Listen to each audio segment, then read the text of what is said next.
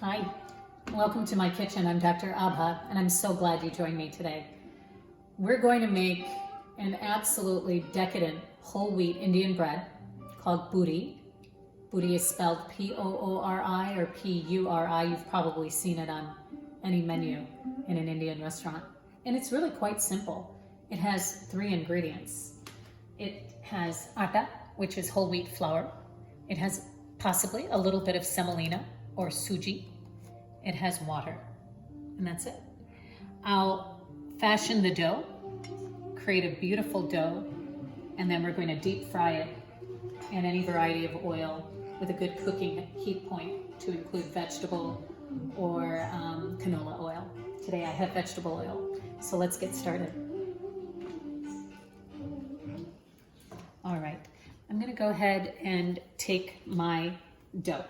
And all I did was create the dough with 2 cups of atta, nearly a 1/4 cup of suji or semolina, and a total of 1 cup and 1/4 of water.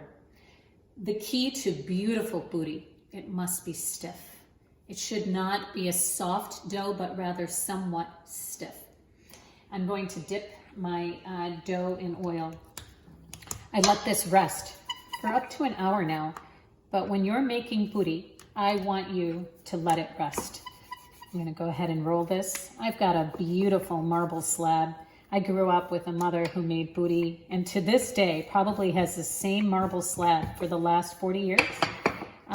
You know, there are things about life that represent our normalcy. So when I go home to Mummy and I see her working on the same gray stone, using the exact same rolling pin to fashion beautiful Indian bread for me and my children, I'm taken back to my childhood.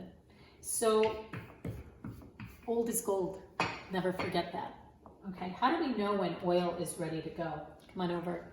I'm gonna take just a pea-sized drop of atta and drop it in. You'll see it bubble and come to the surface. And that's a good sign.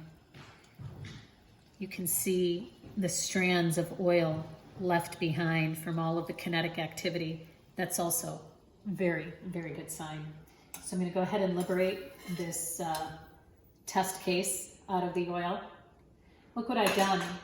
I've taken a giant silver bowl or aluminum bowl and I've put a paper towel in there so as to catch the oil, okay? So let's go ahead and take my Poori. Now you may say, how do you know how thick to keep it? Great question. You're gonna play around with it. You know, you don't want it to be too thin. You don't want it to be too thick. So that's about the caliber. Okay, let's go ahead and very carefully place the Poori in the oil. And you're gonna agitate it. You want this thing to capitulate to you. You know what I'm saying? You want it to grow with you, and you're coaxing it. You're coaxing it all the while. It's a beautiful color on one side. I'm going to flip it, coax it some more, willing it to expand.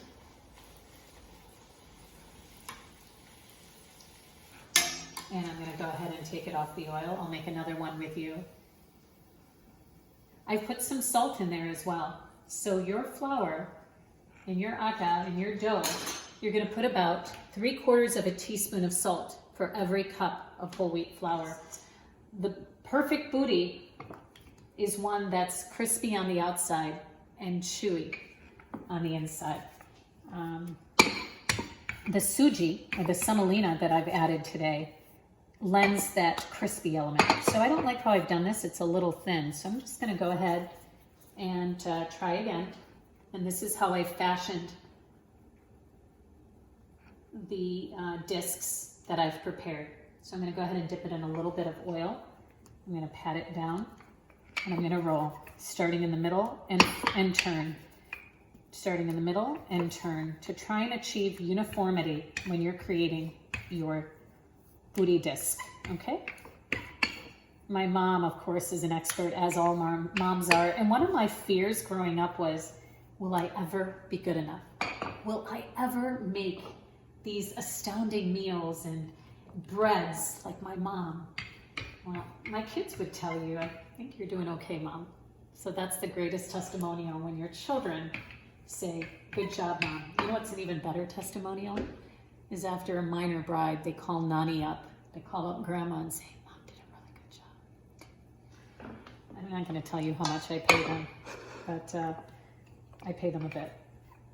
Okay, I'm going to make this one a slightly thinner because I want that booty really to be coaxed into action and come rising.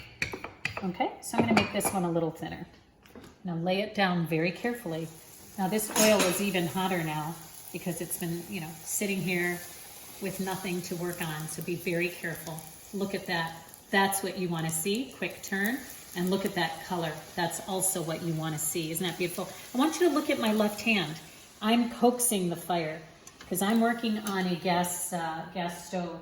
I want to be very careful about heat. But that's exactly what you want to see in a booty. That brown exterior puffed to golden temptation. And is it time to eat? I think so. Let's sit down soon.